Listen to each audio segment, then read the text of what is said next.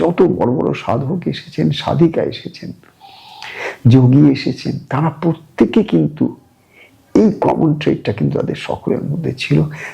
সেটা একটু বড় হয়ে গেছিল তাদের কাছে, অর্থাৎ তাদের ভেতরে দ্রষ্টাকে, মহাপুরুষ যারা এসেছিলেন তাদের মধ্যে ওইটাই ছিল কমন। কি নাই, বাইরের জিনিসও দেখে ভুলে যাননি তারা, তারা সেই পরম সত্যকে জানতে চেয়েছিলেন।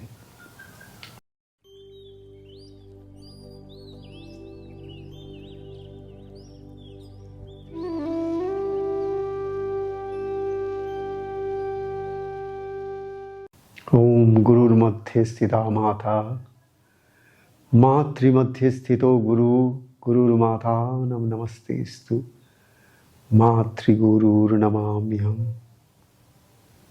न गुरोरधिकं न गुरोरधिकं न गुरोरधिकं, गुरुकृपा हि केवलं, गुरुकृपा हि केवलं, गुरुकृपा हि केवलं।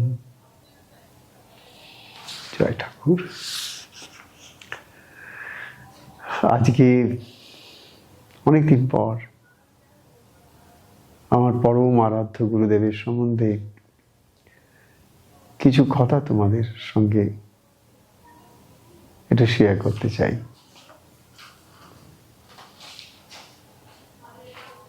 মানুষের জীবনের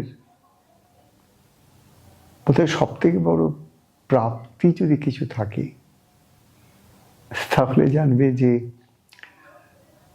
আমরা হয়তো ঘর বাড়ি আর 5টা জিনিসকে নিয়ে সেই প্রাপ্তি যোগের হিসাব নিকাশ করি, কিন্তু সারা জীবন ধরে জীবনের একা বেকা চড়াই উতরাই পেরিয়ে যে জায়গায় এসে পৌঁছালাম, সেখানে অভিজ্ঞতার পাতাগুলোকে যখন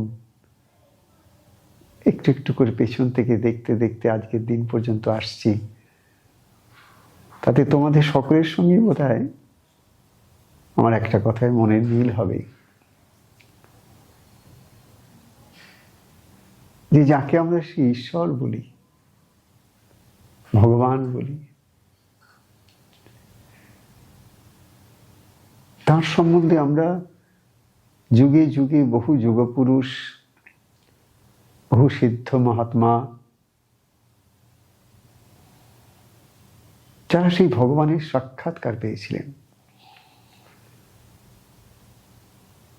ঠিক আমরা যেমন একে অপরকে দেখে কথা বলি, দেখতে পাই, শুনতে পাই, ছুঁতে পাই, ঠিক তেমন করে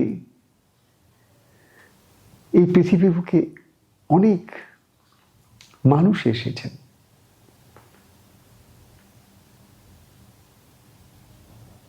তাদের মধ্যে হয়তো একটা বিরাট জিজ্ঞাসা কাজ করেছে গভীরভাবে। তারা এই বাইরের জগৎ, সংসার, পরিবার,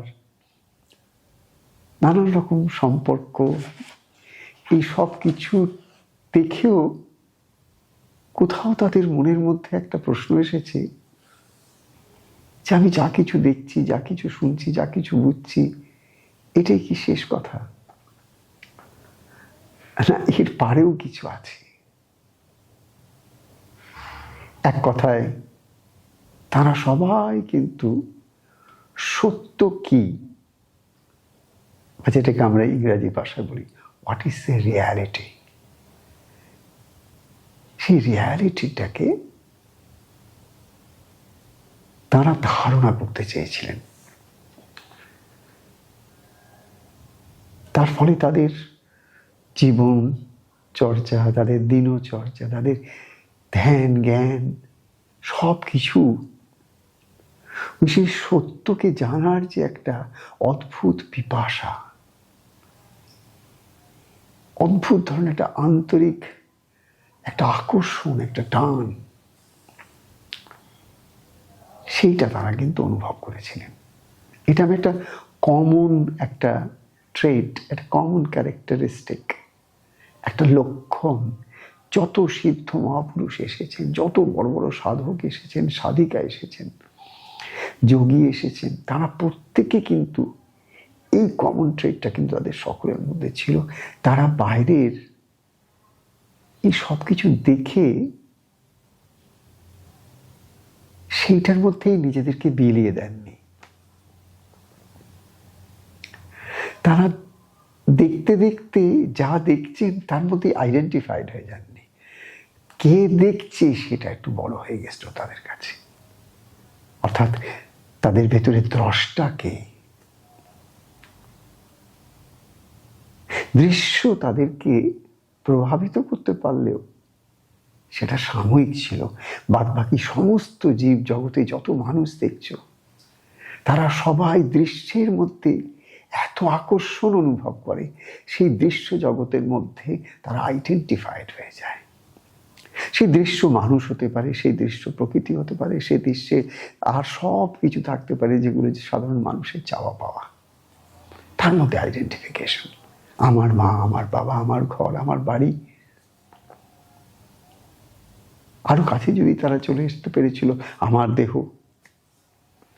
ইত্যাদি ইত্যাদি। কিন্তু এই যাদের কথা আমি বলছি, মহাপুরুষ যারা এসেছিলেন, তাদের মধ্যে ওইটাই ছিল কমন। কি না, এই বাইরের জিনিসও দেখে ভুলে যাননি তারা। তারা সেই পরম সত্যকে জানতে চেয়েছিলেন, বা তাদের মধ্যে একটা তীব্র আকাঙ্ক্ষা ছিল যে আমাকে এই জীবনে, এই শরীরেই ভগবানকে দেখতে হবে। তিনি যদি থাকেন তাহলে আমি কেন দেখা পাবো না। তারা কোনো না কোনো একটা সম্পর্ক পেতে নিয়েছিল ভগবানের সঙ্গে।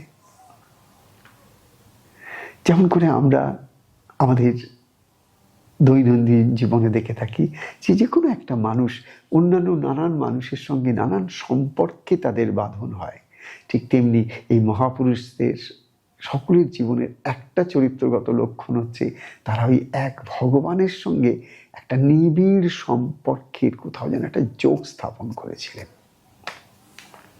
তারই ফলে তারা এমন কিছু একটা পেয়েছিলেন যেটা সকলের কমন একটা এক্সপিরিয়েন্স। এগেইন সকলের বিভিন্ন জায়গায় বিভিন্ন সাধক সাধিকা সাধন করেছেন, ভজন করেছেন, বিভিন্ন পথ দিয়ে তারা গেছেন। তাদের বিভিন্ন রকমের অনুভূতি হয়েছে, বিভিন্ন রকমের উপলব্ধি হয়েছে। কিন্তু এই সব অনুভূতি, সব উপলব্ধি, এই সব কিছুর মধ্যে একটা কোথাও একটা ইউনিটি ছিল।